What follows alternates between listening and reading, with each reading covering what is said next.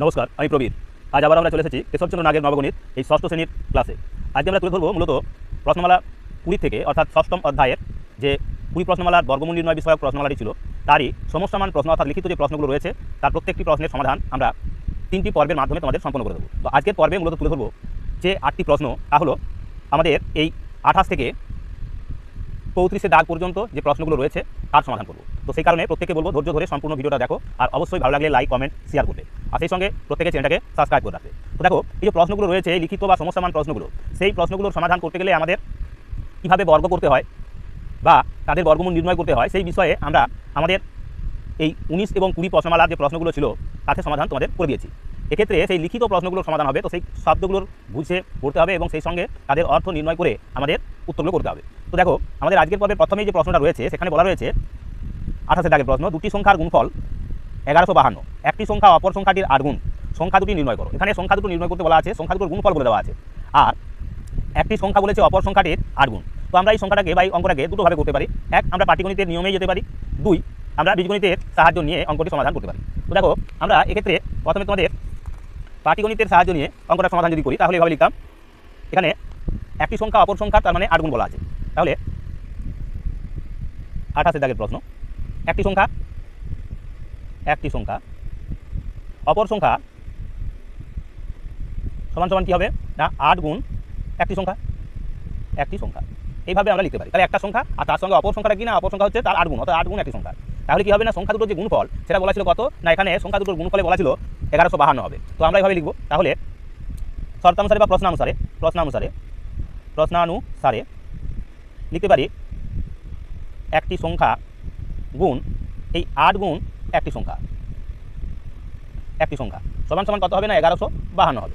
1152 হবে সংখ্যা দুটোর গুণফল, তার মানে একটি সংখ্যা তার সঙ্গে হলো 8 গুণ একটি সংখ্যা।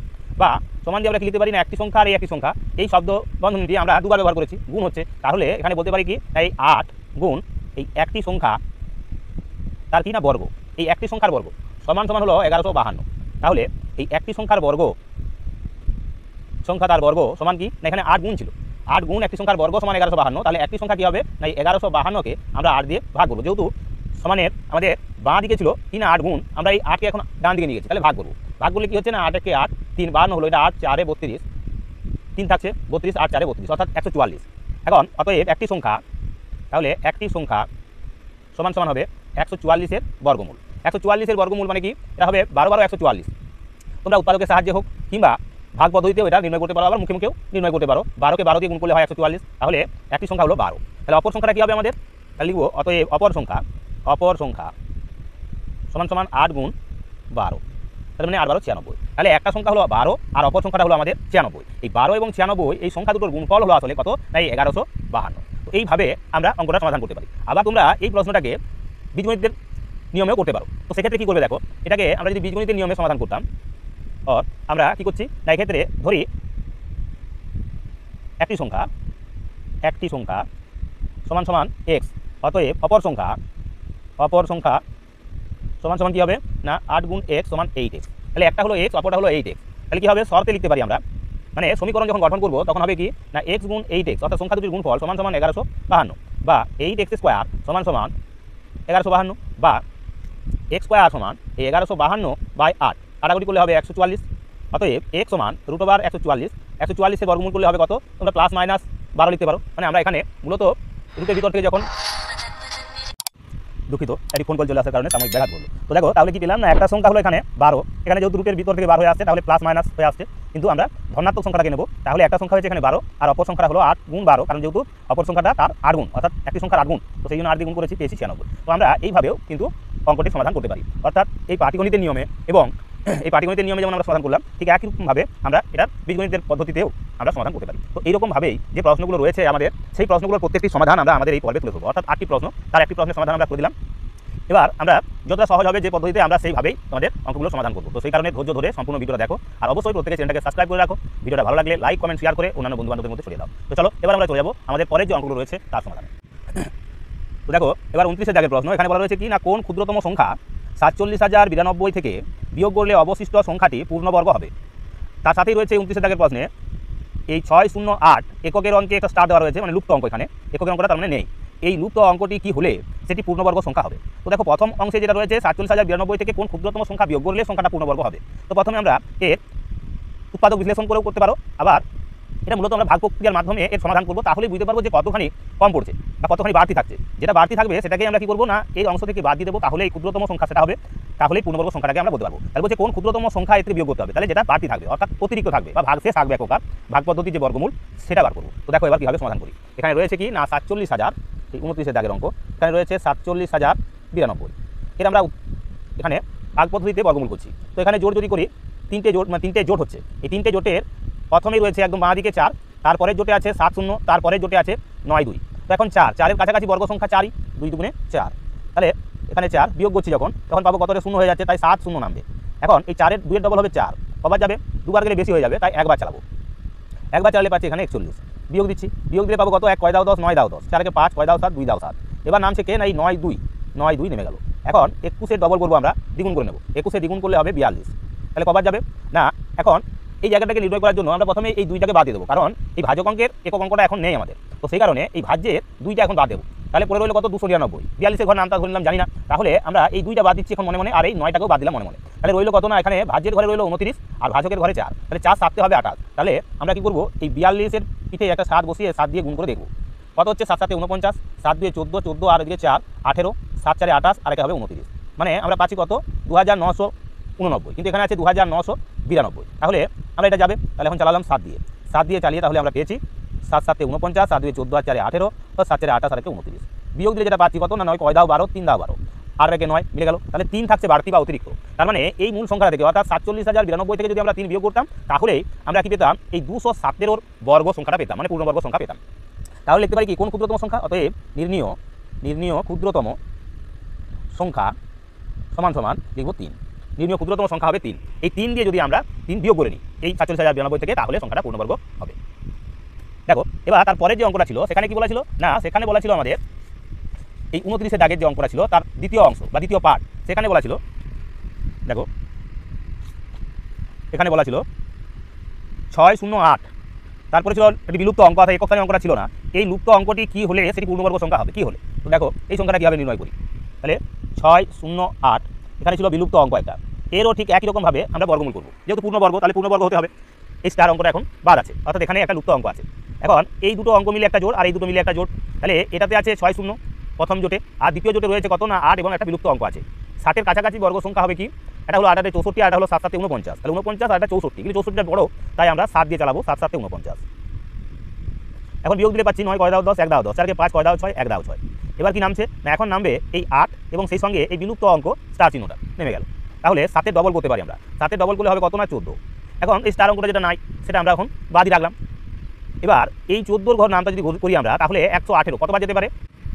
তো দেখো যদি চালাই আমরা এটাকে 118-কে, তাহলে যদি ভাগ করি আমরা 14 দিয়ে, তাহলে কতবার যেতে পারি না, সেক্ষেত্রে 14 7 98, 14 8 112 আর 14 9 126, 126 হচ্ছে, তাহলে 126 হলে বেশি হয়েছে 9বার গেলে, তাহলে 8বার চালাতে পারি।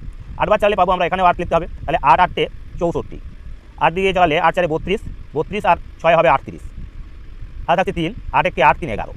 তাহলে দেখো এখানে এটা মিলে যেত, অর্থাৎ পূর্ণবর্গ হলে এটা মিলে যেত। তার মানে এই লুপ্ত অঙ্কটা আমাদের কী হবে, এখন এখানে দেখা যাচ্ছে কী হয়েছে না, এখানে নিচে রয়েছে 4, উপরে কিন্তু লুপ্ত অঙ্ক, তার মানে এই লুপ্ত অঙ্কটা হবে আমাদের কত, এই লুপ্ত অঙ্কটা হবে 4।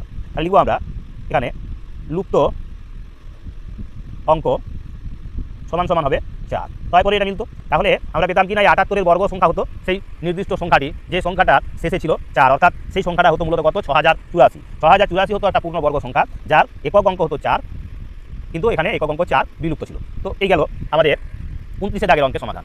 এবার দেখো আমরা চলে যাবো আমাদের 30-এর দাগের যে অঙ্কটি রয়েছে তার সমাধানে। এবার দেখো 30-এর দাগের প্রশ্ন বলেছে কোন ক্ষুদ্রতম সংখ্যা এই 6,67,497 এর সঙ্গে যোগ করলে যোগফল একটি পূর্ণবর্গ হবে। তাহলে আগের যে অঙ্কটা ছিল সেটা ছিল কি না, সেক্ষেত্রে আমরা বিয়োগ করেছিলাম, কিন্তু এক্ষেত্রে দেখা যাচ্ছে বলছে কি যোগফল কত যোগ করলে পূর্ণবর্গ হবে। তাহলে সেক্ষেত্রে আমরা কী করবো, দেখো এক্ষেত্রে আমরা যে বর্গ সংখ্যাটা পাবো তার থেকে 1 বেশি ধরবো। তো কীভাবে সেটা করছি দেখো, 6,67,000 এই 6,67,497 এই 30-এর দাগের অঙ্কের সমাধানে আমরা এর বর্গমূল করছি। তো এক্ষেত্রে প্রথমে সেই জোট তৈরি করে নেব, এখানে জোট তৈরি করলে 66 আছে, অর্থাৎ 8 বার গেল, 8 8 64, বিয়োগ দিলে 2, 7 4 নেমে গেল। এখন 8-এর ডবল হবে কত না 16, তাহলে কবার যাবে? 16 দুগুণে 32 হলে বেশি হয়ে যাবে, এখানে 27 আছে, তাহলে একবার যাবে। একবার চালালাম 161, বিয়োগ দিচ্ছি 1 কয় দাও 4, 3 দাও 4, 6 কয় দাও 7, 1 দাও 7, 1 কয় দাও 2, 1 দাও 2, 113 এবার ভাগশেষ। এবার এই 9 7 নেমে গেল, 81কে দ্বিগুণ করে নেব, 2 1 2, 2 8 16, 162, তাহলে কবার যাবে? এক্ষেত্রে যদি আমরা 7কে বাদ দিই আর এই 3 এবং 9, তার মানে 6 এবং 2কে বাদ দিলে 1 দিয়ে, তার মানে 9 বার যেতে পারে, অর্থাৎ 9। তো দেখো তাহলে যদি 7 দিয়ে গুণ করি তাহলে কি পাবো না, 7 7 49, 7 দুগুণে 14 আর 4 হবে 18, আর 7 6 42, 42 আর 1 43, আর 7 1 7, 4 11, তাহলে 11,389, এখানে আছে 11,397, তাহলে যেতে পারে 7 দিয়ে, তাহলে 7 দিয়ে চালাবো, পাচ্ছি 11,389, বিয়োগ দিচ্ছি 9 কয় দাও 17, 8 দাও 17, 8 তার 9 মিলে গেল, তাহলে এখানে 8 অতিরিক্ত আছে, 8 অতিরিক্ত আছে, এখানে বর্গ সংখ্যা পেয়েছি কত না 817, তাহলে আমাদের এর কাছাকাছি বড় সংখ্যাটা দেখতে হবে। তাহলে এটা হলো মূলত 817 এর বর্গ, তাহলে তার পরবর্তী যে বর্গ সংখ্যাটা সেটা কি হবে না 817 যোগ 1 সমান সমান হবে 818, এই 818 হবে সেই বর্গ সংখ্যা। তাহলে বর্গ সংখ্যা বর্গ মানে এর বর্গ সংখ্যা, অর্থাৎ এটার আমাদের বর্গ করতে হবে। এখন এই বর্গ সংখ্যাটাকে আমরা কীভাবে লিখবো, তখন এটাকে আমাদের গুণ করে নিতে হবে, অর্থাৎ 818কে 818 দিয়ে গুণ করা, তার মানে বর্গ সংখ্যা কাকে বলে না, কোনো সংখ্যাকে সেই সংখ্যা দিয়ে গুণ করাকেই বলবো আমরা বর্গ সংখ্যা। তাহলে এটার বর্গ বের হবে। তাহলে এখানে প্রশ্নে কী চাওয়া হয়েছিল না কোন সংখ্যা যোগ করলে যোগফল পূর্ণবর্গ হবে, তাহলে সেই যোগফল সংখ্যাটাকে বার করার জন্য আমরা এদের বর্গ করে নিচ্ছি। তো দেখো এবার এই গুণফলটা আমরা করবো, মানে তো এবার দেখো আমরা তাহলে এখানে এই গুণ অঙ্কটি করবো কীভাবে না এই 818কে 818 দিয়ে তোমাদের গুণ করতে হবে। কীভাবে সহজে গুণটা করবে, এই 8 8 গুণ করবে হবে 64, 4 হাত রইল কত না 6, এক্ষেত্রে এবার এই 8-এর সঙ্গে 1-এর গুণ আর এই 1-এর সঙ্গে 8-এর গুণ, মানে 8 কে 8, এই 8 কে 8, তার মানে 16 হলো, গুণ করে যোগ করে নিচ্ছি 16, 16 আর হাতে ছিল আমাদের 6, 22, 22-এ 2 হাত রইল 2, এখন এই 8-এর সঙ্গে 8-এর গুণ আর এই 8-এর সঙ্গে 8-এর গুণ, মানে 8 8 64 আর এই 64, তার মানে হলো 128, আর এই 1 1 গুণ, তাহলে 129, 129, 29 আর হাতে ছিল আমাদের কত, হাতে ছিল 2, 131, তার মধ্যে 1 নামলো, হাতে রইল কত না 3, এখন এই 13, হাতে রইল 13, এখন এই 1-এর সঙ্গে 8-এর গুণ, এই 8-এর সঙ্গে 1-এর গুণ, মানে এটা 16, 16 আর 13তে হচ্ছে 29, 29-এ 9, হাতে থাকছে কত না 2, এবারে 8 8 64, 64 আর 2 হবে 64 আর 2 হবে 66, তাহলে এটা পাবো। তাহলে গুণফল হবে আমাদের, এটার বর্গ করলে আমরা পাচ্ছি কত না এই 6,69,124। এখন প্রশ্নে চাওয়া হয়েছিল যে কোন ক্ষুদ্রতম সংখ্যা যোগ করলে, তাহলে এটা ছিল মূল সংখ্যা আমাদের 6,67,497, কিন্তু আমাদের পেতে হবে 6,69,124, তাহলে আমাদের পরবর্তী পূর্ণবর্গ সংখ্যা পাবো। তাহলে লিখবো যোগ করতে হবে, তাহলে লিখবো যোগ করতে হবে সমান সমান এই 6,69,124 বিয়োগ 6,67,497 সমান সমান কি পাচ্ছি, তো দেখো সমান সমান পাবো 7 কয় দাও 14, 7 দাও 14, 9 কে 10 কয় দাও 12, 2 দাও 12, 4 কে 5 কয় দাও 11, 6 দাও 11, 6 দাও 11, এবার 7 কে 8 কয় দাও 9, 1 দাও 9, তারপরে মিলে যাচ্ছে, তার মানে 1627, এই 1627 যদি আমরা যোগ করতাম তাহলে পরের পূর্ণবর্গ সংখ্যাটা খুব সহজেই পেয়ে যেতাম, অর্থাৎ এই সংখ্যাটার সঙ্গে আমাদের কত যোগ করতে হতো না এই 1627। তো এই হলো আমাদের আজকের পর্বের তৃতীয় যে প্রশ্ন তার সমাধান। ঠিক এরকমভাবেই আমরা চলে যাবো এবার আমাদের পরবর্তী যে প্রশ্ন তার সমাধানে। তো ধৈর্য ধরে সম্পূর্ণ ভিডিওটা দেখতে থাকো।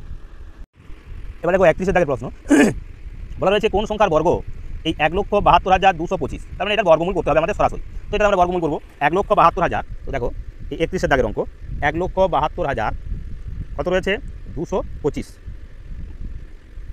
এখানে এই 2 5 একটা জোট, এই 2 2 হলো একটা জোট, আর এই 1 আর 7 একটা জোট, মানে 3টে জোট আছে, মানে 3 অঙ্কের সংখ্যা হবে বর্গ সংখ্যাটা। 17 আছে, 17 কাছাকাছি বর্গ সংখ্যা হলো 16, তার মানে 4 4 16, বিয়োগ দিচ্ছি 6 কয় দাও 7, 1 দাও 7, এখন এই জোট নেমে গেল, অর্থাৎ 2 2 নেমে গেল, 4 ডবল হবে 8, দুবার গেলে বেশি হয়ে যাচ্ছে তাই একবার যাবে, তাহলে হবে এখানে 81, 1 কয় দাও 2, 1 দাও 2, 8 কয় দাও 12, 4 দাও 12, এবার 2 5 নেমে গেল, তাহলে আমরা এখন 41-এর ডবল করবো, তাহলে 82 হবে, শেষে 5 রয়েছে, তার মানে 5 দিয়ে চালাতে পারি, এখানে 5 দিয়ে চালাবো, 5 5 25, 5 গুণে 10 2 12, আর 5 8 40, আর 1 হবে 41, মানে মিলে যাচ্ছে।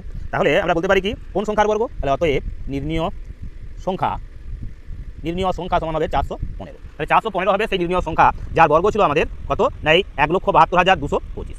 তো এটা হয়ে গেল আমাদের 31-এর দাগের অঙ্ক। এবার দেখো 32 দাগে যে 32-এর দাগে যে প্রশ্ন তার সমাধান বলা রয়েছে একজন মালিক 5,776টি গাছ দিয়ে ঘেরা বাগান তৈরি করলেন, যার প্রত্যেক সারিতে মোট গাছের সংখ্যা সারি সংখ্যা সমান, কটি সারি ছিল, মানে যটি সারি প্রত্যেক সারিতে ততগুলি করে চারা আছে, তাহলে সারি সংখ্যা সমান করে আছে, তাহলে বলেছে কি না এখানে যেহেতু এটা বর্গাকারে তৈরি আছে, তাহলে দেখো 32-এর দাগের অঙ্ক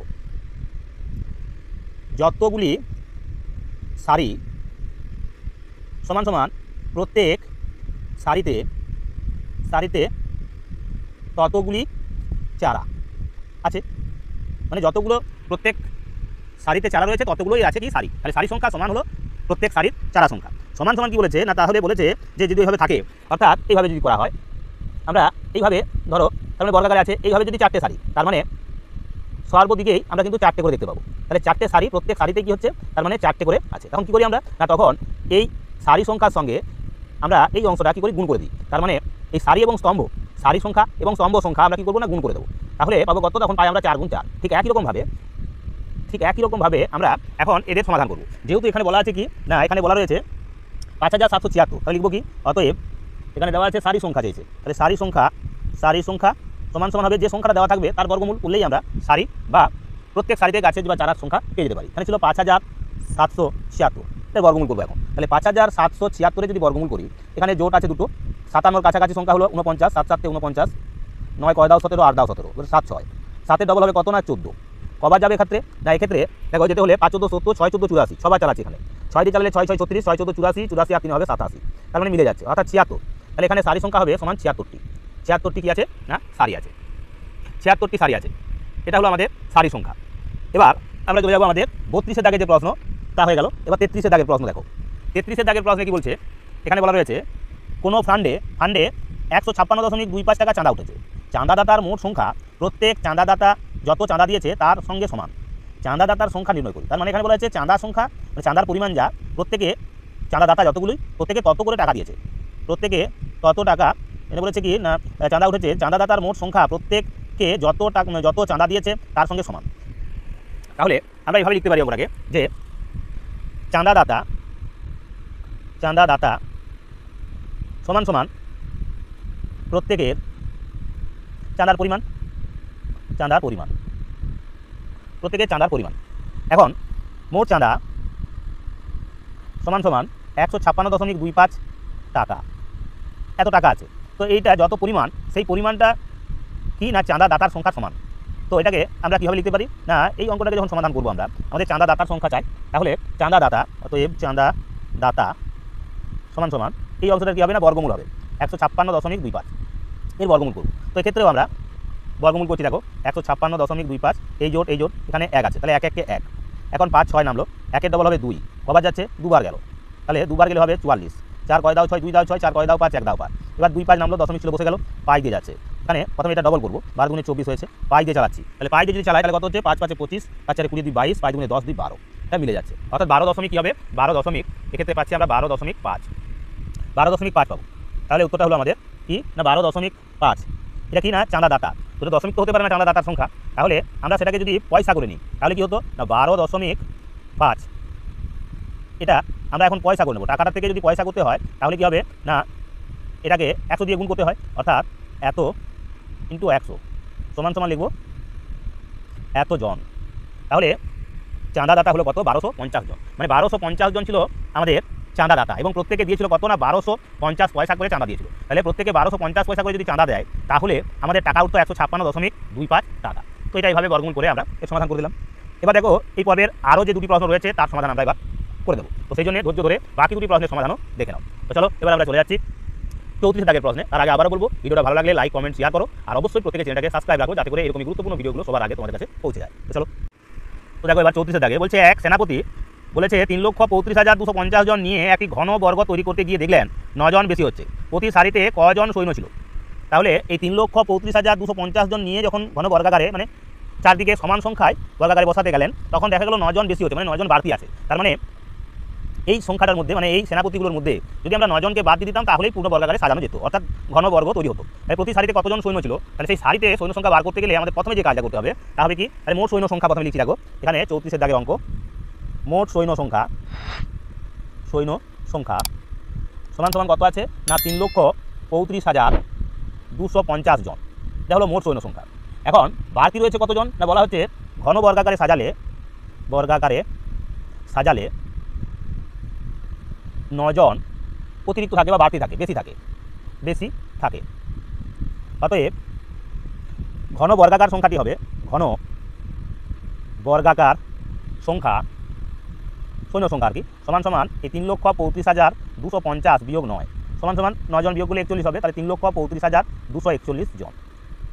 এইটা হচ্ছে আসলে পূর্ণবর্গ সংখ্যা। এখন এই সংখ্যাটা আমাদের বর্গমূল করলে আমরা পেতে পারি কি না, প্রত্যেক সারির সংখ্যা পেতে পারি, কতগুলো সারি হবে, আর প্রত্যেক সারিতে কতজন করে সৈন্য থাকবে বা সেনাপতি থাকবে। তাহলে এখানে চাইবো কি না, প্রতি সারিতে কতজন সৈন্য আছে, অতএব প্রতি সারিতে সৈন্য সংখ্যা সমান সমান এই 3,35,241 বর্গমূল। তাহলে 3,35,241 বর্গমূল করছি। এখন এই জোট এই জোট এই জোট 33 আছে এখানে জোট, তাহলে 33-এর কাছাকাছি বর্গ সংখ্যা হবে কি 25, 5 বার গেল, 5 5 হবে 25, বিয়োগ দিলে পাচ্ছি কত 5 কয় দাও 13, 5 8 দাও 13, 5 2 নেমে গেল। এবার 5-এর ডবল হবে 10, কতবার যাবে 8 বার গেলে 8 10 80, বেশি হয়ে যাবে এক্ষেত্রে, তাহলে আমরা চালাবো 7 দিয়ে। 7 দিয়ে গেলে 7 7 49, 7 4 নেমে গেল, 7 1 7, বিয়োগ দিচ্ছি এবার 9 কয় দাও 12, 3 দাও 12, 4 1 5, 5 মিলে গেল, 5 5 মিলে গেল, 7 কয় দাও 8, 1 দাও 8, 103। এবার এই 41 নেমে গেল, এবার ডবল করবো 57 ডবল 7 দুগুণে 14, 5 দুগুণে 10 আর 1 11, অর্থাৎ 114। এখন কতবার যাবে যদি আমরা চালাই দেখো এখন 9 দিয়ে, 9 দিয়ে গেলে কি হচ্ছে 9 কতবার যাবে না 9 বার যাবে, 9 দিয়ে যাচ্ছি তাই 9 9 হবে 81, 9 দিয়ে গেলে 9 4 36, 36 আর 8 44 4, 9 11 99 আর 4 হলো 103, তার মিলে গেল। তাহলে তখন মিলে যাচ্ছে কত হবে তাহলে না প্রতি সারিতে সৈন্য সংখ্যা তাহলে পাচ্ছি আমরা 579 জন। এই 579 জন হবে মোট আমাদের সৈন্য সংখ্যা, এটা হবে আমাদের সৈন্য সংখ্যা। তো এই ছিল আমাদের আজকের পর্বের 34 দাগের যে অত্যন্ত গুরুত্বপূর্ণ প্রশ্ন তার সমাধান। এবার দেখো আমাদের আজকের পর্বে যে শেষ প্রশ্নটি রয়েছে তার সমাধান করব। কি আছে 34 দাগের প্রশ্নে, এখানে বলা রয়েছে কিছু সংখ্যক বালক 32.40 টাকা এমনভাবে খরচ করে যাতে যতগুলি বালক আছে তার 5 পয়সার দ্বিগুণ তারা খরচ করেছে। বালকদের সংখ্যা নির্ণয় করো, মানে যতজন বালক আছে প্রত্যেকে তাদের সংখ্যার দ্বিগুণ 5 পয়সার দ্বিগুণ তারা খরচ করেছে, 5 পয়সার দ্বিগুণ, তার 5 পয়সার দ্বিগুণ তারা খরচ করেছে। তো এক্ষেত্রে দেখো আমরা কীভাবে সমাধান করি। তাহলে প্রথমে লিখব এখানে 35 দাগের প্রশ্ন, এখানে মোট চাঁদা বা মোট খরচ সমান সমান 32.40 টাকা। টাকাটাকে পয়সা করে নেব প্রথমে, যত টাকা তত সব পয়সা, একে যদি 100 দিয়ে গুণ করি তার মানে এটা হবে দশমিকটা উঠে যাবে, অর্থাৎ 3240 এত পয়সা হবে। টাকাটাকে পয়সা করে নিলাম। এখন বলেছে কি না বালক আছে তার 5 পয়সার দ্বিগুণ তার খরচ করছে প্রত্যেকে, তাহলে যতগুলি বালক আছে তাহলে প্রত্যেকে খরচ করবে কত না যতজন বালক ছিল প্রত্যেকে তার 5 পয়সার দ্বিগুণ খরচ করে, বা করে, তাহলে প্রত্যেকে তার 5 পয়সার দ্বিগুণ বলেছে। তাহলে এখানে কতগুলো 5 পয়সা আছে প্রথমে বার করব। তাহলে 5 পয়সা আছে সমান সমান এই 3240 ভাজিত 5 সমান কত হবে 5 6 30, 24, 5 4 20, 40, 5 8 40, তাহলে 684টি এতগুলি 5 পয়সা আছে। তো দ্বিগুণ সংখ্যায় আছে বলেছে, তাহলে কী হবে এখন কি চাইছে বালক সংখ্যা, যদি চাই কি চাইছে না বালক সংখ্যা, অতএব বালক সংখ্যা সমান সমান এই সংখ্যাটা যেটা আছে এটা দ্বিগুণ সংখ্যা হয়ে আছে, তাহলে 648-এর আমরা কী করবো অর্ধেক করবো, অর্থাৎ 2 দিয়ে ভাগ করে নেব। তাহলে কি পাচ্ছি না এক্ষেত্রে পাবো আমরা 324, তার মানে 324-এর আমাদের বর্গমূল করতে হবে। 324-এর বর্গমূল করলে কী হবে না এটাকে ভাগ পদ্ধতি যদি করো তাহলে একবার গেল 1, 2 নামছে 224 হলো, 1-এর ডবল 2 হবে, কতবার যাচ্ছে 8 দিয়ে, তার মানে 224 পাচ্ছি, ক্ষেত্রে মিলে গেল, অর্থাৎ 18। তার মানে বালক সংখ্যা হবে কত 18 জন। 18 জন হবে আমাদের বালক। যে 18 জন বালক প্রত্যেকে কত পয়সা করে দিয়েছে, তাদের দ্বিগুণ সংখ্যক 5 পয়সা করে দিয়েছে, তার মানে 5 18 90, 90কে আবার কী হবে না তখন 2 দিয়ে গুণ, মানে 90 দুগুণে হবে 180, মানে 180 পয়সা করে তারা প্রত্যেকে চাঁদা দিয়েছিল। তো যাই হোক বা তারা খরচ করেছিল। তাহলে এখানে আমরা প্রথমে বালক সংখ্যাটা বার করার আগে প্রথমে আমরা কী করেছি না মোট খরচটা লিখে নিয়েছিলাম, টাকাই ছিল পয়সায় করে নিয়েছিলাম, যতজন বালক প্রত্যেকে তার 5 পয়সা দ্বিগুণ খরচ করে, 5 পয়সা দ্বিগুণ, তাহলে 5 পয়সা কতগুলো আছে সেটা আমাদের বার করতে হয়েছে, সেই জন্য আমরা ওই খরচটাকে 5 দিয়ে ভাগ করেছি, পেয়ে গেছি এখানে 5 পয়সার সংখ্যাটা। এখন বালক সংখ্যাটা হবে কি না এই 5 পয়সার সংখ্যার যতগুলো সেটা আছে আসলে দ্বিগুণ সংখ্যায় আছে, বর্গ সংখ্যা দ্বিগুণ সংখ্যা, বালক সংখ্যা সমান ওই সংখ্যাটা কি করলাম আমরা 2 দিয়ে ভাগ করে তার বর্গমূল করেছি, তাহলেই আমরা পেয়ে গেলাম এখন 18 জন, মানে 18 জন ছিল বালক। তো এই ছিল আমাদের আজকের পর্বের অত্যন্ত গুরুত্বপূর্ণ 8টি প্রশ্ন, অর্থাৎ এই 20 প্রশ্নমালার যে সমস্যামান প্রশ্নগুলো ছিল তার এই পর্বটিতে আমরা তোমাদের 8টি প্রশ্নের সমাধান তুলে ধরলাম। ঠিক এইরকমই গুরুত্বপূর্ণ আরও বেশ কয়েকটি প্রশ্ন রয়েছে, তাদেরও আমরা আগামী দুটো পর্বের মাধ্যমে তোমাদের এই বর্গমূল বা বর্গ বিষয়ক যে প্রশ্নগুলো রয়েছে তার সমাধান তুলে ধরবো। প্রশ্নমালা 20 বর্গমূল বিষয়ক যে সমস্যামান প্রশ্নগুলি রয়েছে, অর্থাৎ এই 20 প্রশ্নমালার 6ষ্ঠ অধ্যায়ে আমরা 35 পর্যন্ত তোমাদের লিখিত প্রশ্নগুলির সমাধান ইতিমধ্যেই তুলে ধরেছি। আজকের পর্বে আমরা 36 থেকে 42 পর্যন্ত অর্থাৎ 7টি প্রশ্নের সমাধান আজকের পর্বে তুলে ধরবো। তো সেই কারণে প্রত্যেককে বলবো যে সম্পূর্ণ ভিডিওটা দেখো, তার পাশাপাশি আমরা পূর্বে কী কী বিষয় নিয়ে আলোচনা করেছি সেটি যেমন আলোচনা করবো, ঠিক একই রকমভাবে সমস্যামান প্রশ্নগুলির সমাধান করতে গেলে আমাদের কোন কোন বিষয় সম্পূর্ণরূপে জানতে হবে সেই বিষয় নিয়েও আলোচনা করবো। তো সেই কারণে ধৈর্য ধরে সম্পূর্ণ ভিডিওটা দেখো, আর তার পাশাপাশি অবশ্যই প্রত্যেকে চ্যানেলটাকে সাবস্ক্রাইব করো। তো দেখো আমরা এর আগে তোমাদেরকে আলোচনা করে দিয়েছিলাম প্রশ্নমালা 19-এ কি না যদি কোনো সংখ্যাকে সেই সংখ্যা দ্বারাই গুণ করা হয় তবে গুণফলটিকে সেই সংখ্যাটির দ্বিঘাত বা বর্গ বলে, এবং প্রথম সংখ্যাটিকে ওই গুণফলে বলা হয় বর্গমূল। আমরা তার পাশাপাশি এও বলেছিলাম যে পূর্ণবর্গ সংখ্যার যে একক অঙ্কগুলো হবে তা হবে কি না তা হবে সবসময় 1 4 5 6 অথবা 9, আর যদি শূন্য থাকে তাহলে সেক্ষেত্রে জোড়ায় জোড়ায় শূন্য থাকবে। এই কথা প্রসঙ্গে আমরা আরও বলেছিলাম যে পূর্ণ সংখ্যার একক হবে না, মানে নয়। কি হবে না? না সেক্ষেত্রে পূর্ণ সংখ্যার পূর্ণ বর্গ আর কি সংখ্যা হবে না, তখন তাদের ক্ষেত্রে যেগুলোর ক্ষেত্রে দেখবে 2 রয়েছে বা 3 রয়েছে বা 7 রয়েছে বা 8 রয়েছে অথবা বিজোড় সংখ্যক 0 রয়েছে, সেই সংখ্যাগুলোর কিন্তু কোনো মতেই বর্গমূল হবে না। দশমিকের ক্ষেত্রেও আমরা একটি বিষয় উল্লেখ করেছিলাম যে দশমিক বিন্দুর পর সেই বর্গ সংখ্যার জোড়ায় জোড়ায় অঙ্ক থাকতে হবে, তবে তাদের বর্গমূল হবে। এখন আমাদের এই সমস্যামান প্রশ্নগুলো অর্থাৎ লিখিত প্রশ্নগুলো সমাধান করতে গিয়ে আমাদের যে সমস্ত বিষয়গুলো সম্মুখীন হতে হবে, সেখানে দেখা যাবে যে কোনো সংখ্যার বর্গমূল করতে গিয়ে হয় অতিরিক্ত কিছু সংখ্যা বা সারিতে কোনো জনসংখ্যা বাড়তি থাকছে অথবা দেখা যাবে কম পড়ছে। তাহলে সেক্ষেত্রে আমরা কী করবো? তো দেখো, যদি বর্গ তৈরির পর কিছু সংখ্যক বা সংখ্যা বা লোক বেশি হয়, তাহলে প্রতি সারির জনসংখ্যা অবশ্যই মোট জনসংখ্যার বর্গমূলের সমান হবে না। তখন কি করব না, তখন ওই সংখ্যা থেকে অতিরিক্ত যে সংখ্যাটা সেটা আমরা বিয়োগ করে দেবো, তবেই তার বর্গমূল পাওয়া যাবে।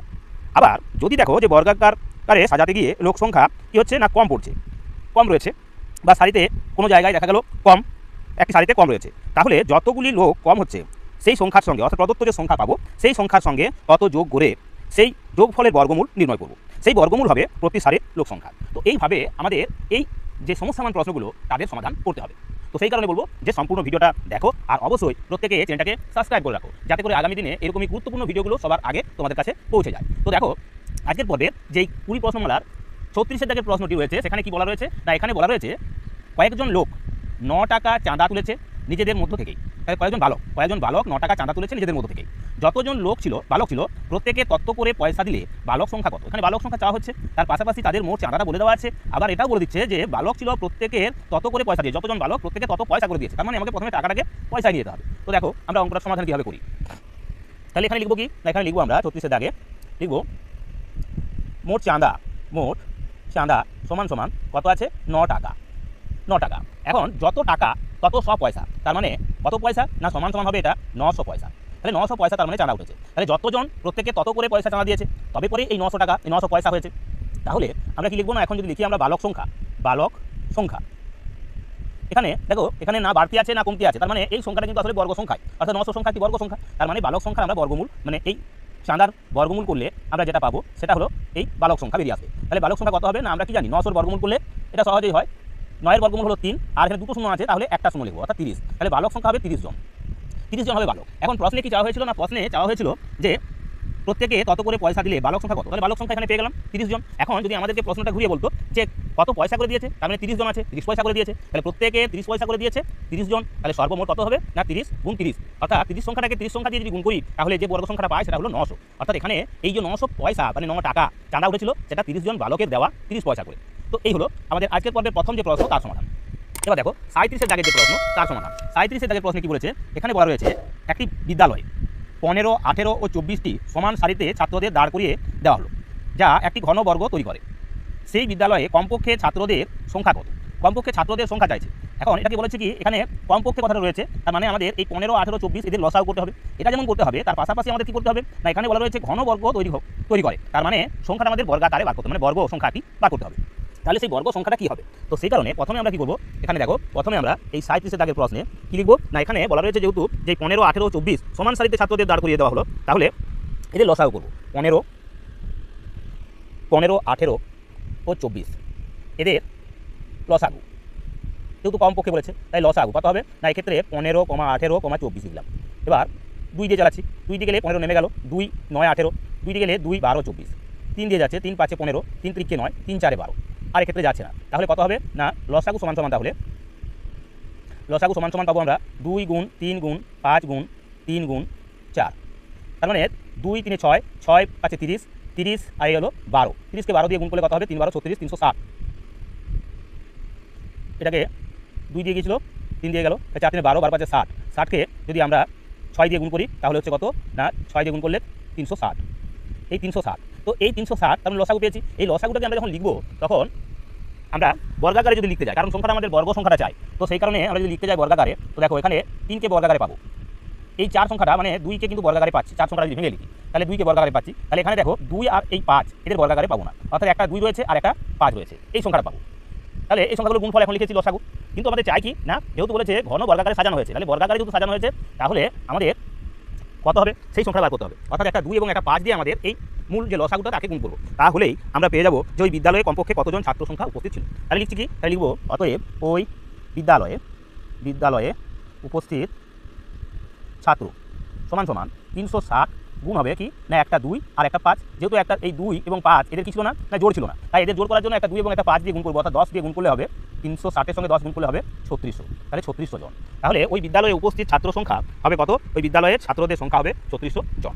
তো এই হলো আমাদের এই পর্বের দ্বিতীয় তথা 37-এর দাগের প্রশ্নের সমাধান। তাহলে আমরা প্রথমে কি করে নিলাম, প্রথমে এদের লসাগু করলাম, লসাগু করে যে সংখ্যাটা পেলাম সেটা কিন্তু আমাদের যেহেতু কমপক্ষে শব্দবন্ধনটি ব্যবহার করা হয়েছিল, আমরা লসাগু গসাগু নির্ণয় করার সময় তোমাদের কিছু কিছু শব্দের সঙ্গে পরিচিত করেছিলাম, যে শব্দগুলো দ্বারা আমরা বুঝবো যে এদের লসাগু করতে হবে কি গসাগু করতে হবে। তো এক্ষেত্রে আমাদের লসাগু করতে হলো, যেহেতু কমপক্ষে চেয়েছে, তো সেই কারণে এদের লসাগু করেছি, লসাগু করে দেখা গেলো 360 পেলাম। কিন্তু এখানে যেহেতু ঘনবর্গাকারে সাজাতে হয়েছে, অর্থাৎ সর্বত্র সব সারি সংখ্যা স্তম্ভ সংখ্যা সমান হবে, তো সেই কারণে দেখা যাচ্ছে একটি 2 এবং একটি 5 এরা বিজোড় সংখ্যায় রয়েছে, তাই এদের জোড় করার জন্য আমাদের এই লসাগুর সঙ্গে আরও একটি 2 এবং একটি 5 গুণ করতে হলো। গুণফল পেলাম আমরা 3600, তার মানে ওই বিদ্যালয়ে উপস্থিত ছাত্র সংখ্যা ছিল 3600 জন। এবার দেখো 38-এর দাগের প্রশ্ন। 38-এর দাগের প্রশ্নে কী বলা রয়েছে দেখো, এখানে বলা রয়েছে যে কয়েক মাসের মধ্যে এক ভদ্রলোক 9025 টাকা খরচ করলেন, যাতে প্রত্যেক মাসে টাকার সংখ্যা মোট মাসের সংখ্যার সঙ্গে সমান হয়। তিনি প্রত্যেক মাসে কত খরচ করেছিলেন? তার মানে যত মাস তিনি খরচ করছেন প্রত্যেক মাসে তত টাকা করে খরচ করছেন। তার মানে এই সংখ্যাটা না বাড়তি আছে না কমতি আছে, অর্থাৎ এটা হবে একটা বর্গ সংখ্যা। তার মানে 9025 একটা বর্গ সংখ্যা, যার মধ্যে প্রত্যেক মাস সংখ্যা অর্থাৎ মাসের সংখ্যা এবং প্রত্যেক মাসে খরচের যে পরিমাণ সেটা কিন্তু দুটো সংখ্যাই কিন্তু সমান। তো তাহলে আমরা প্রথমে কীভাবে এটা লিখবো এবং কী লিখবো, বলছে কিনা তিনি প্রত্যেক মাসে কত খরচ করেছিলেন, তাহলে প্রত্যেক মাসে তার খরচটা চেয়েছে। তো দেখো এক্ষেত্রে 38-এর দাগের প্রশ্নে আমরা লিখছি প্রথমে কি না, এক্ষেত্রে আমরা লিখবো যে মোট খরচ সমান সমান 9025 টাকা। এবার যেহেতু কি প্রত্যেক মাসে তার যে খরচ সেটা এবং কী হবে না মোট যে মাস সংখ্যা তার কি না গুণফল হলো সেটা বর্গ সংখ্যা, তাহলে আমরা লিখব কি অতএব প্রতি মাসে খরচ সমান সমান কী হবে না বর্গমূল হবে এই 9025-এর বর্গমূল। এখন 9025-এর বর্গমূল তোমরা উৎপাদক বিশ্লেষণের মাধ্যমে করতে পারো, আবার ভাগ পদ্ধতিতেও করতে পারো। আমি এখানে ভাগ পদ্ধতিতে তোমাদের এই বর্গমূলটা করছি। তাহলে এই 25-এর জোড় আর এই 90-এর জোড়, তাহলে এই 90-এর জোড় মানে এর কাছাকাছি বর্গ সংখ্যা কি 81, তাহলে 9 9 81। এবার বিয়োগ দেবো, 1 9 দাও 10, 9 দাও 10, আর 9 মিলে যাচ্ছে 2 5 নামলো। এখন 9 ডবল হবে 18, তাহলে কতবার যাবে না, এখন আমরা পাই দিয়ে চালাচ্ছি, পাই দিয়ে গেলে কত হচ্ছে 5 5 হবে 25, 5 8 90 আর 2 হবে 92, তার মানে মিলে যাচ্ছে, অর্থাৎ বর্গমূল বের হচ্ছে এখানে 95, তার মানে 95 টাকা। তাহলে প্রতিটি মাসে বা প্রত্যেক মাসে তার খরচ হচ্ছে কত টাকা করে, 95 টাকা করে।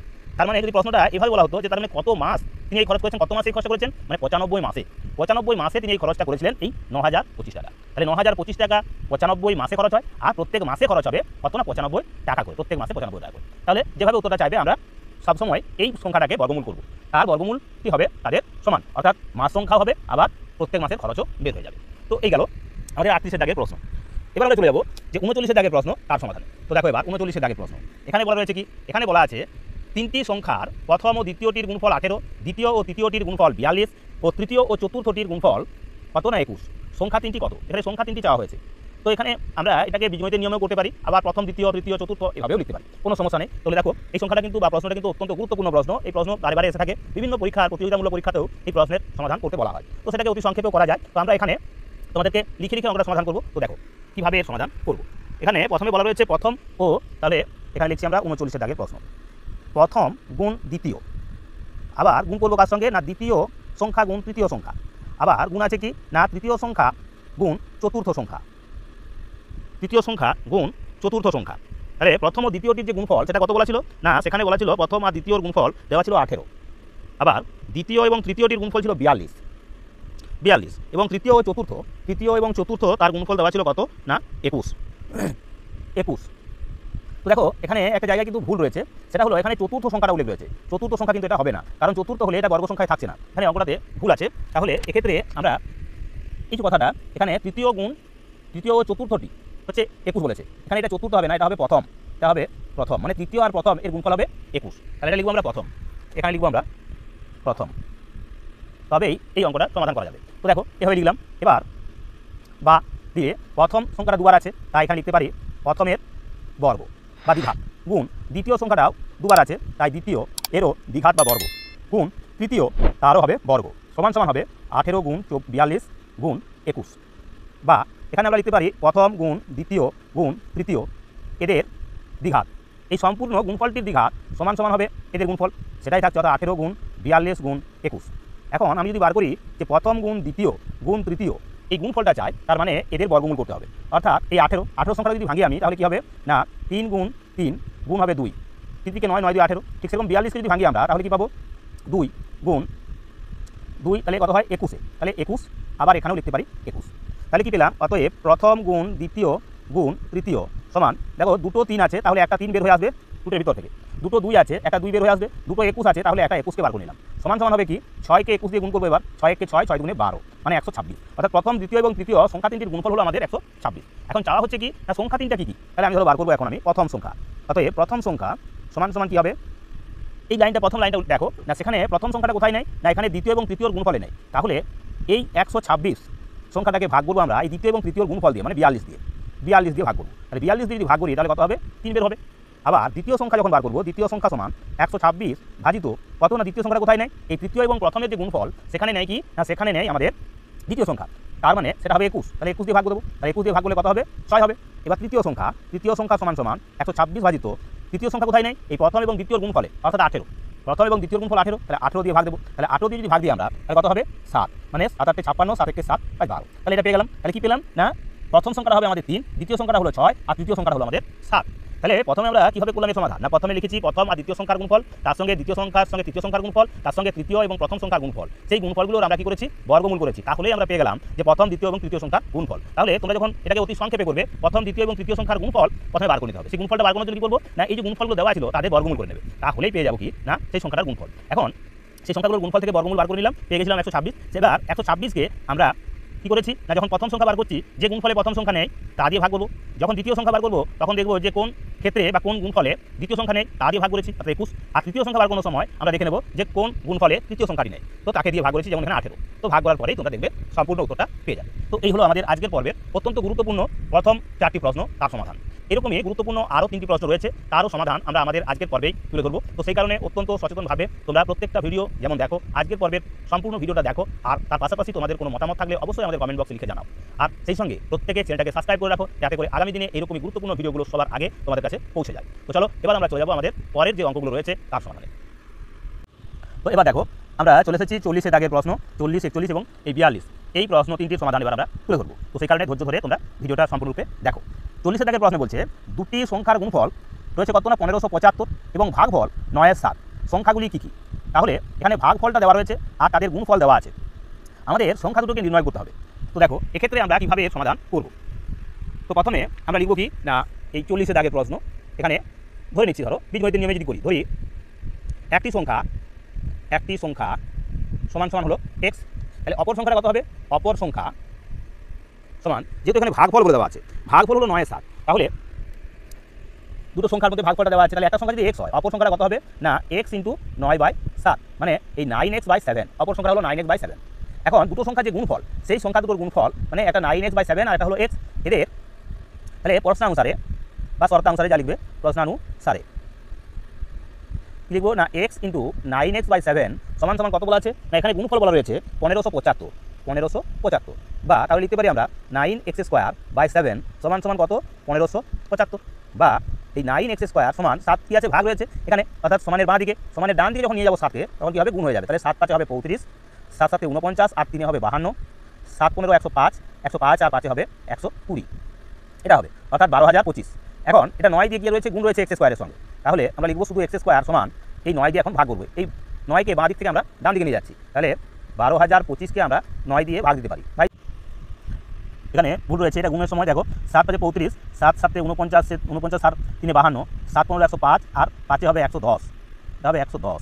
তাহলে এই 1155 1125কে 9 দিয়ে ভাগ, 9 দিয়ে গেলে 9 কে 9 থাকছে এখানে কত 9 2 থাকছে 20, 9 2 হবে 18, 2 থাকছে 22, 9 2 18, 4 45, 9 5 হবে 45, এটা হবে অর্থাৎ 1225 হলো। বা x সমান সমান তখন √ 1225, এই 1225-এ যদি আমরা বর্গমূল করি তাহলে কী হবে দেখো, এখানে 1225 সংখ্যাটা আমরা বর্গমূল করবো। তো এক্ষেত্রে 25-এর জোড় আছে, 12 জোড় আছে, 12 কাছাকাছি বর্গ সংখ্যা কী হবে না, এক্ষেত্রে 3, 3কে 9 হলো, 9 বিয়োগ করলে কত হবে 3, 325। এখন 3-এর ডবল হলো 6, তাহলে কবার যাচ্ছে 5 বার, 5 দিয়ে চাইলে 5 5 25, 5 6 30, 7 2 হবে 32, মানে মিলে গেল অর্থাৎ 35। তাহলে একটা সংখ্যা কত হবে, অতএব একটি সংখ্যা, তার মানে দেখো একটি সংখ্যা হলো, অতএব একটি সংখ্যা সমান সমান 35, আর অপর সংখ্যা সমান এই 35 গুণ কত ছিল না 9-এর 7, তাহলে 7 5 হবে 35, মানে 45। তাহলে দুটো সংখ্যায় আমরা পেয়ে যাবো, একটা হবে 35 আর একটা হবে 45। তাহলে এক্ষেত্রে কি করলাম, আমরা প্রথমে এটা বীজগণিতের নিয়মে আমরা প্রথমে একটা সংখ্যা ধরে নিলাম x, অপর সংখ্যাটা কত হবে না, যেহেতু ভাগফল বলে দেওয়া ছিল 9 এর 7, তাই আমরা x গুণ 9 এর 7 অর্থাৎ 9x/7 পেয়ে গেছি। তাহলে প্রশ্নানুসারে ব্যাপারটা দাঁড়ালো এরকম যে একটা সংখ্যার সঙ্গে আরেকটা সংখ্যা অর্থাৎ এই x এর সঙ্গে এই 9x/7 গুণ করলে আমরা 1575 পাচ্ছি। তাহলে x সমান পেয়ে গেছি আমরা কত না 35। যখনই আমরা 35 পেয়ে গেলাম, তার মানে একটা সংখ্যা পেয়ে গেলাম, তাহলে একটি সংখ্যা যখনই পেয়ে যাচ্ছি তাহলে অপর সংখ্যাটা কি হবে না 35 গুণ 9 এর 7 তার মানে 45। তো এই হলো আমাদের এই 40 এর দাগের প্রশ্ন, অর্থাৎ আমাদের আজকের পর্বের পঞ্চম প্রশ্নের সমাধান। এবার দেখো আজকের পর্বে যে ষষ্ঠ প্রশ্নটি রয়েছে অর্থাৎ 41 এর দাগের প্রশ্ন, তার সমাধান। 41 এর দাগের প্রশ্নে বলা রয়েছে কি, কোন ক্ষুদ্রতম পূর্ণবর্গ সংখ্যার একটি উৎপাদক বলা আছে 7936, এর একটা উৎপাদক বলে দেওয়া রয়েছে এই 7936। তাহলে ক্ষুদ্রতম সংখ্যাটা কত? তো এক্ষেত্রে আমরা কি করবো, এর আমরা তাহলে পূর্ণবর্গ সংখ্যা, এটা পূর্ণবর্গ সংখ্যা, তার একটি উৎপাদক এটা, তাহলে ক্ষুদ্রতম সংখ্যাটা কত হবে সেটা বার করার জন্য আমরা এর উৎপাদক বিশ্লেষণ করবো। তো দেখো এবার 41 এর দাগের প্রশ্ন।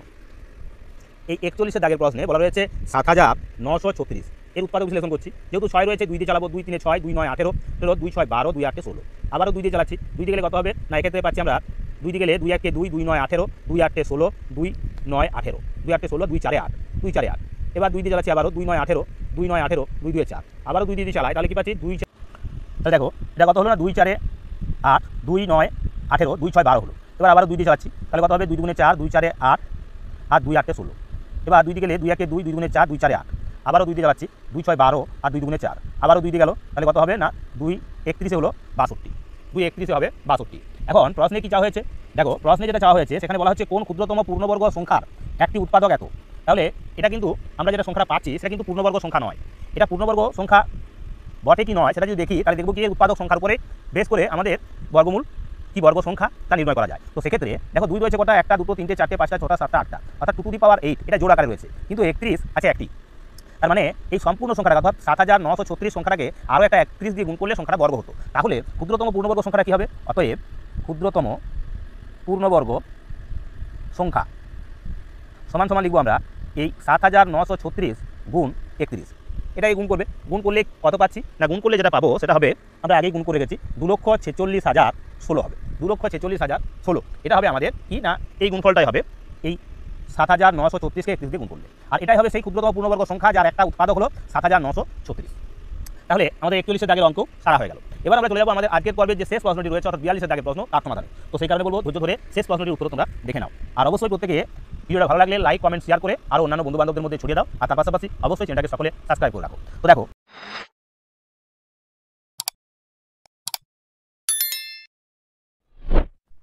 তো দেখো আমাদের এই পঞ্চম পর্বে মূলত আমরা যে এই 43 দাগের থেকে 50 দাগ পর্যন্ত 8টি প্রশ্নের সমাধান করেছি, তা তোমরা ঠিক পূর্বে উল্লেখিত যে নিয়ম সেই নিয়মে আমরা এদের সমাধান করে দিয়েছি। তোমরা সম্পূর্ণ ভিডিওটা দেখো, প্রত্যেকটা প্রশ্নের সমাধান করে দেওয়া আছে, আমরা তার সাথে সাথে তোমাদের বুঝিয়ে দেবো, তোমরা পারলে সম্পূর্ণটা দেখে নাও এবং সেই সঙ্গে অবশ্যই ভিডিওটাকে যে সমস্ত অঙ্কগুলো রয়েছে স্ক্রিনশট নিয়ে নিতে পারো।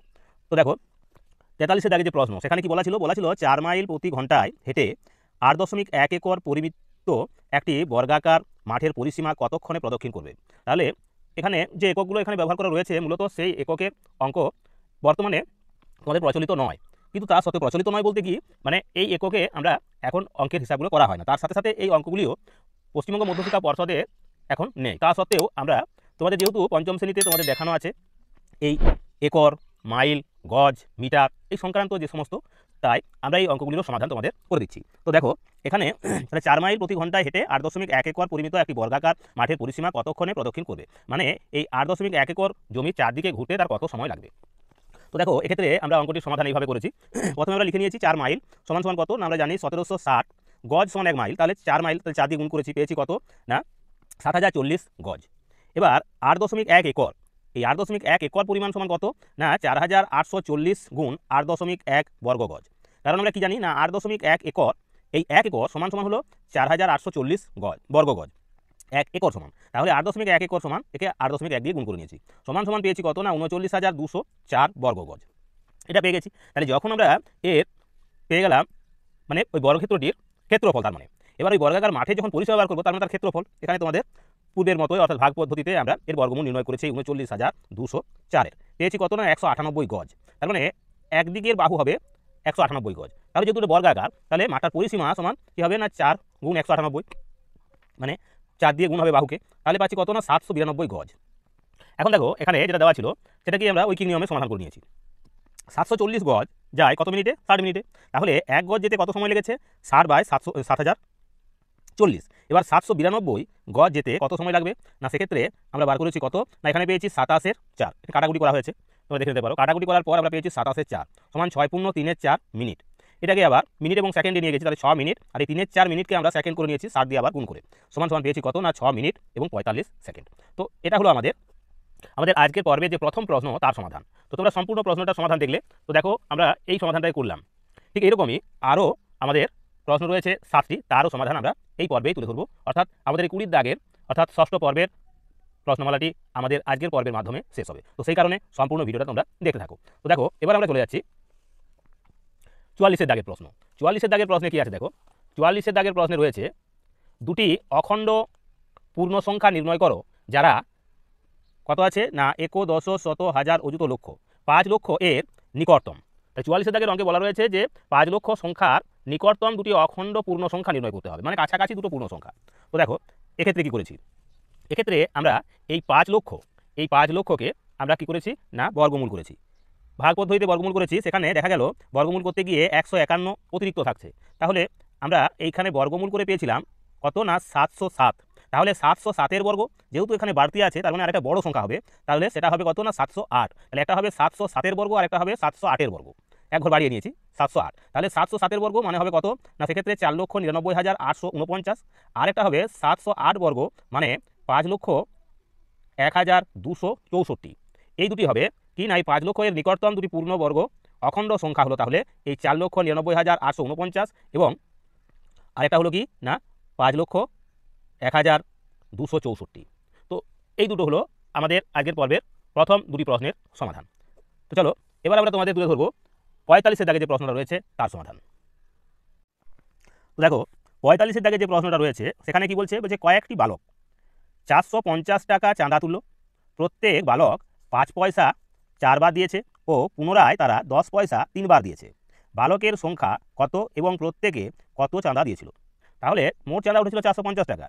এবার সে প্রত্যেক বালক 5 পয়সা করে 4 বার দিয়েছে, আবার সেই বালক সংখ্যায় 10 পয়সা করে 3 বার দিয়েছে। তাহলে মোট কত দিচ্ছে প্রত্যেকে? তাদের সংখ্যার এই অংশটাকে বার করতে হবে, তারপর আমরা বালক সংখ্যা নির্ণয় করব এবং বলছে প্রত্যেকে কত চাঁদা দিয়েছে সেটাও নির্ণয় করতে হবে। তো দেখো এক্ষেত্রে আমরা কি সমাধান করেছি? প্রথমে লিখে নিয়েছি মোট চাঁদা সমান সমান 450 টাকা, যেহেতু পয়সাতে ছিল ব্যাপারটা, তো সেই কারণে এটাকে পয়সা করে নিয়েছি, 100 করে গুণ করেছি, অর্থাৎ পেয়েছি কত? না 45,000 পয়সা, এটা পেলাম। এবার প্রত্যেক বালক 5 পয়সা দিয়েছে 4 বার এবং পুনরায় তারা 10 পয়সা 3 বার দেওয়াতে প্রত্যেকে তাদের সংখ্যার সমান সংখ্যায় কি দিয়েছে? এই 50 পয়সা দিয়েছে। 5 4 20 আর এই 10 3 30, অর্থাৎ মোট 50 পয়সা করে দিয়েছে। যতজন বালক তার 50 পয়সা করে তারা দিয়েছে। আরও এখন তাহলে মোট দিয়েছে 50 পয়সা। এবার মোট 50 পয়সা করে যদি দেয় তাহলে কতগুলো 50 পয়সা হবে ওই চাঁদার মধ্যে সেটা বার করবো। তাহলে মোট 50 পয়সা হবে বা আছে সেটা হলো কত? না 900টি। ভাগ করেছি 50 দিয়ে, তাহলে পেলাম 900টি। এখন বালক সংখ্যা তাহলে কি হবে? না বালক সংখ্যা সমান আমরা এবার বার করেছি কি করে? না বালক সংখ্যাকে এই 900 বর্গমূল করেছি, পেয়েছি কত? 30 জন। তার মানে 30 জন হলো বালক। তাহলে প্রত্যেকে চাঁদা দিয়েছে কত করে? না তাদের সংখ্যার 50 পয়সা করে, অর্থাৎ 30 জন ইন্টু 50 সমান সমান কত হলো? 1500 পয়সা, মানে 15 টাকা করে তারা চাঁদা দিয়েছে। তাহলে বালক সংখ্যা পেলাম আমরা 30 জন আর চাঁদা দিয়েছে প্রত্যেকে 15 টাকা। তো এই হলো আমাদের আজকের পর্বে যে তৃতীয় প্রশ্ন অর্থাৎ 45-এর দাগের প্রশ্ন তার সমাধান। এবার দেখো আমরা চলে যাচ্ছি 46-এর দাগের প্রশ্নে। এখানে কি রয়েছে দেখো, বলেছে একটি বাগানে যতগুলি নারকেল গাছ ছিল প্রত্যেকটি গাছে ঠিক ততগুলি নারকেল ছিল, মানে যতগুলো গাছ প্রত্যেকটা গাছে ঠিক ততগুলি করে নারকেল ফলেছে। মালিক নারকেল 5 টাকায় 4টি করে বিক্রয়ের ফলে 450 টাকা পান। কতগুলি নারকেল গাছ ছিল? এখানে একটু ভুল আছে, দেখো এখানে 5 টাকায় হবে 40টি, এখানে 40টি হবে, 40টি করে বিক্রয়ের ফলে 450 টাকা পান। কতগুলি নারকেল গাছ ছিল এটা বার করতে হবে। মানে 5 টাকাতে 40টি দিনে নারকেল বিক্রি করেন, যদিও এটা আজকের দিনে অসম্ভব 5 টাকায় 40টা নারকেল, কারণ এই বইয়ের যে অঙ্কগুলো সেগুলো বহু পুরনো দিনের, তো সেই কারণে সেই সময় এই দামে এতগুলোই পাওয়া যেত। তো দেখো তাহলে বলছে কতগুলি নারকেল গাছ ছিল এটা আমাদের বার করতে হবে। তো এই প্রশ্নের সমাধান আমরা করেছি কীভাবে দেখো, এক্ষেত্রে আমরা লিখেছি এইভাবে যে তার মানে 5 টাকায় নারকেল পাওয়া যায় কটি? 40টি। 1 টাকাতে এবং 450 টাকাতে এটা আমরা উইকিং নিয়ে বার করে দিয়েছি। কতগুলো? তার মানে পেয়েছি আমরা 3600টি, মানে 3600টি নারকেল পাওয়া যায় 450 টাকায়। এখন নারকেল গাছের সংখ্যা সমান সমানই হবে কি প্রত্যেক গাছের নারকেলের সংখ্যা। তাহলে নারকেল গাছ কত হবে? না এই 3600কে আমরা বর্গমূল করব, সমান সমান কি হচ্ছে 6 এর বর্গমূল করলে 6 হবে, এই 36 এর বর্গমূল 6 হবে, আর দুটো শূন্য হয়তো একটা শূন্য বসিয়ে দিলাম, অর্থাৎ 60টি। তার মানে নারকেল গাছের সংখ্যা ছিল 60টি আর প্রত্যেকটি নারকেল গাছে নারকেল হলো ছিল 60টি। যেহেতু এখানে যাওয়া হয়েছে কি যে নারকেল গাছের সংখ্যা, তাই আমরা বর্গমূল করে বার করে নিলাম কত? না 60টি ছিল নারকেল গাছ। তো এটা আমাদের হয়ে গেল 46-এর দাগের প্রশ্নের সমাধান। এবার দেখো আমরা চলে যাব 47-এর দাগের প্রশ্ন। কী রয়েছে এখানে 47 দাগের প্রশ্নে বলেছে কিছু বালক এক ব্যক্তিকে দুর্ভিক্ষের জন্য কিছু চাঁদা দিতে রাজি করায়। তিনি দেখলেন যতজন বালক প্রত্যেকে তত 3 গুণ সংখ্যক 10 পয়সা দিলে যত টাকা লাগে প্রত্যেকে তার তত 50 পয়সা দিলে তা অপেক্ষা 80 টাকা বেশি লাগে। কতজন বালক ছিল? তাহলে এখানে অঙ্কটা এতখানি পেঁচানো রয়েছে। এটাকে আমরা পাটিগণিতের নিয়মে করতে গেলে অঙ্কের ভাষা এবং সেই সঙ্গে তোমাদের যে অঙ্কটির বিস্তার একটু বেশি হবে। তো সেই কারণে একে আমরা যতটা সম্ভব সংক্ষেপে করার জন্য বীজগণিতের পদ্ধতি অনুসরণ করেছি। তাহলে আমরা এখানে যেটা ধরে নিলাম সেটা হলো কি, দেখো এখানে অঙ্কটাতে আমরা এইভাবে করেছি সমাধান।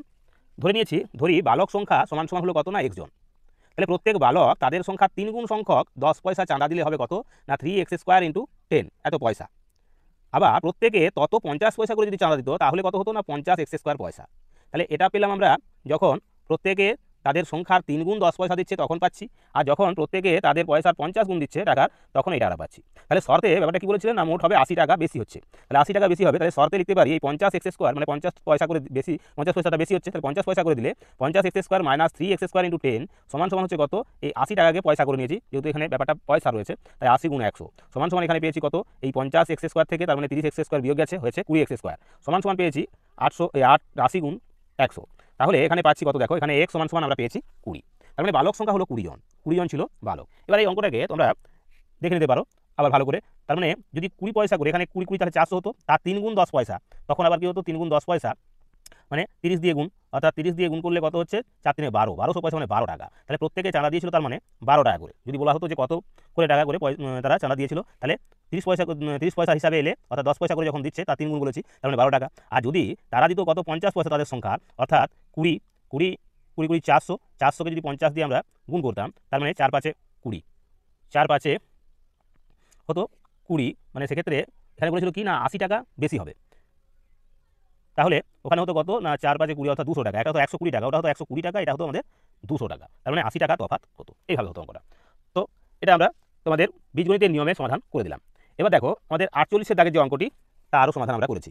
এখানে রয়েছে কি, দেখো এখানে বলেছে একটি বাগানে যতগুলি কাঁঠাল গাছ আছে প্রত্যেকটি কাঁঠাল গাছে ততগুলি কাঁঠাল হয়েছে। বাগানের মালিক 5 টাকায় 2টি দরে সব বেচে দিলেন। তিনি গাছের সংখ্যার 100 গুণ টাকা পেয়েছেন। কটি গাছ আছে? এখানে দুটো শর্ত আছে, সেই দুটো শর্তকে আমরা সমাধানের ব্যাপারে নিয়ে এসে অর্থাৎ সমাধান করার চেষ্টা করেছি এবং সেইভাবে সমাধান করেছি। অর্থাৎ এখানে ধরে নেওয়া হয়েছে কিটাকে না, এখানে কাঁঠাল গাছের সংখ্যা কটা গাছ আছে, তাহলে গাছের সংখ্যাটা ধরে নিয়েছি। তাহলে এখানে চেয়েছে যে কয়টি গাছ আছে। তো দেখো এবার আমরা এখানে কি করেছি না, এখানে ধরি কাঁঠাল গাছের সংখ্যা সমান x_t। তাহলে বাগানে মোট কাঁঠাল ফলেছে কত না x × x, যতগুলো গাছ প্রত্যেকে ততগুলো করে কাঁঠাল ফলেছে, তাহলে x²t। সুতরাং 5 টাকায় 2টি কাঁঠাল বেচলে x² কাঁঠালের দাম অর্থাৎ কত হচ্ছে না 5x² / 2 টাকা, এত হবে ওই যে x² অর্থাৎ মোট কাঁঠালগুলির দাম।